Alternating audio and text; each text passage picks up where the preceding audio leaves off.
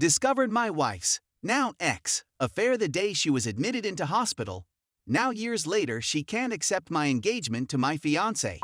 If there was a medal for the most horrific method to hear of your significant other's affair, I'd definitely win it and be in its Hall of Fame.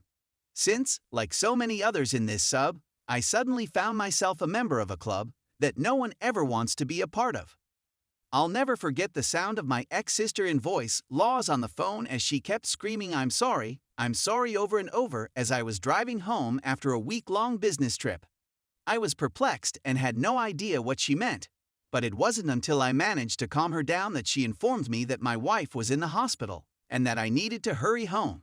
My mind went into overdrive as I tried to gather more information while also avoiding a crash as I began speeding to get there faster. The only thing she said me was that it was an assault before cutting the line and refusing to respond when I called her again. A little history: my ex and I met in our mid-20s at a BBQ thanks to a mutual acquaintance. She appeared almost too wonderful to be true at first. Not only was she stunningly attractive, but she was also timid and introverted. It took a long for us to formally date, but once we did, I was overjoyed. When we first attempted to be personal, she started weeping, which should have been regarded as a warning omen. I panicked out and assumed it was my fault, but she apologized the following day and said she had been triggered. It turns out she had been in a long-term relationship with a person who was violent emotionally, physically, and psychologically 2 years before meeting me. He would belittle her during their intimate times, then apologize. She had a flashback, but told me it had nothing to do with me, so we took things slowly since she was still in treatment. It was difficult, but since I loved her, I hoped that after we got over it, it would strengthen our connection, and for a time, it looked that way. Fast forward another year, and we've been engaged. First-time intimacy also occurred at this period, and I was lucky enough to be able to purchase a home for us thanks to an inheritance from my late uncle.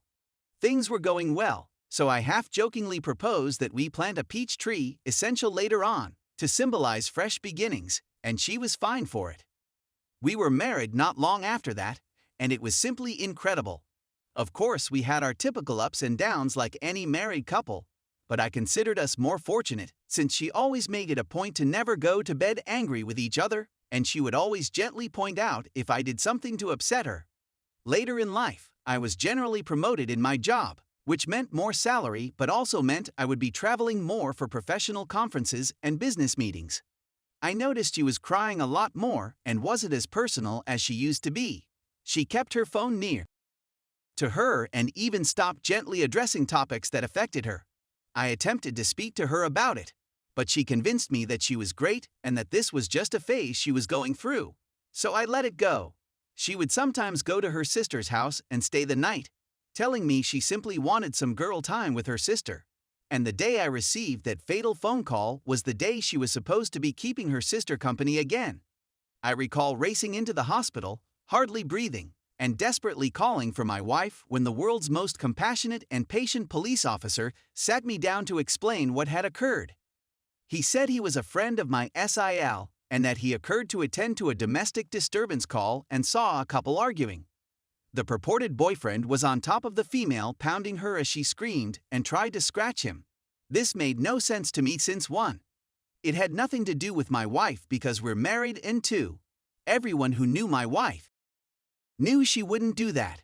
He gave me a knowing look and put his hand on my shoulder before telling me to be cool since said girlfriend was really my wife. I would have laughed in his face if it hadn't been for the gravity of the situation, but something about the way he stated everything made me believe him. I was then escorted in by a nurse to meet my wife, and what greeted me to this day I still can't find the words to express. I remained there for what seemed like an age until a doctor arrived and detailed her injuries to me. Her jaw was slightly, her left eye was totally swelled shut, and she had extensive bruises covering half of her face, in addition to 3 broken ribs. The doctor then delivered another bombshell by informing me that she was pregnant. I was still perplexed as to how this could have occurred until I saw her sister. She first attempted to avoid me, but after the urging of a police officer buddy, she told me what she knew. It turns out my wife's ex had contacted her 5 months earlier And he was doing this redemption pyramid step thing where he apologized to those he had hurt in order to cleanse his karma. Anyone else BS meter going crazy right now? They started conversing more, and he persuaded her to meet up for coffee so he could show her he was a different guy. Obviously, old feelings resurfaced, and combined with the fact that he appeared changed now, it quickly developed into an emotional affair. My wife sought advice from her sister, who advised her to take things slowly and just get it out of her system if necessary, which led to a physical affair 3 months later. She genuinely urged my wife that she should at least make peace with her ex, in whatever shape that may take, and even offered to cover for my wife every now and again. My SIL was in tears at this point and started apologizing to me, claiming she had no idea about the abuse since my wife had never informed anybody about it except me and her therapist at the time. I felt numb. I couldn't feel anything, and I was completely perplexed by my wife's conduct. I was there when my wife eventually awoke, and she broke into tears upon seeing me. I spent the next several months in zombie mode, with individual therapy for her and marital counseling for us, at the intense prodding of her family. In counseling, she was surprisingly open about how it happened and how she hated herself for causing me pain. She mentioned how, on her way home from his place, she fantasized about driving into the river because she smelt like him and didn't want his scent to corrupt me. However, that made sense. She said she tried to end it but was too weak, and it wasn't until she found out she was pregnant that she woke up and realized she was pregnant. She became a shell of herself and developed a fear of all guys except me. At one point, she couldn't even go to the toilet at night unless I held her hand. Sad, right? We'd obtained a paternity test after the kid was born, boy, by the way, and he was mine. But the more time I spent with her, the more I realized I didn't dislike my wife. I detested her. I couldn't see the lady I married, but instead saw his leftovers every time I looked at her. So I chose to leave because I was worried I'd do something I'd later regret and become just like her violent ex. She asked me not to go and even offered me a hall pass, as well as smacking her if I wanted to, but I realized at this moment I had to get away. During the divorce, she was really quite giving, moving back home with her parents and signing a very well thought out co-parenting plan approved by the courts. 3 years later, I met my now fiancé by coincidence. I was in a bookstore with a friend, talking Egyptian mythology, when this lovely lady approached me to correct my pronunciations of Egyptian gods and towns. Needless to say, I was blown away not just by her comprehension but also by the fact that she is Egyptian herself. We exchanged numbers, which led to us dating, and when I ultimately proposed to her, it was in front of the same tree I had planted years before. I went down on one knee, but before I could respond, she dashed inside the house and returned with a ring. Turns out she was planned on proposing to me because she was passionately in love with me and didn't want any other woman to have me, and my kid, in all his precious childlike innocence, informed his mother what occurred since he was there at the time.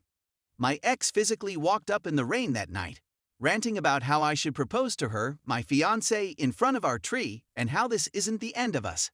I'm utterly weary at this point. I can't go and see since she's the mother of my kid, but she's bothering me and my fiancé. How can I persuade her to move on, to overcome her phobia of males, and not to force me to get a restraining order? Sorry for the lengthy response, but I'm in a terrible situation. Edit. I wanted to ask the wise ladies of Reddit a question. Something that really bothers me to this day is the fact that she made time for her ex, who took joy in ruining her, only for her to endure a far worse destiny. Is it common for the abused to seek the abuser's attention, even if she despises him? Something my ex said once. Edit 2. I forgot to include this in the initial article, but when my fiancé gave me the ring she was going to use to propose to me, it had an etching on the inner band that said, "To my pharaoh." I adore this gal.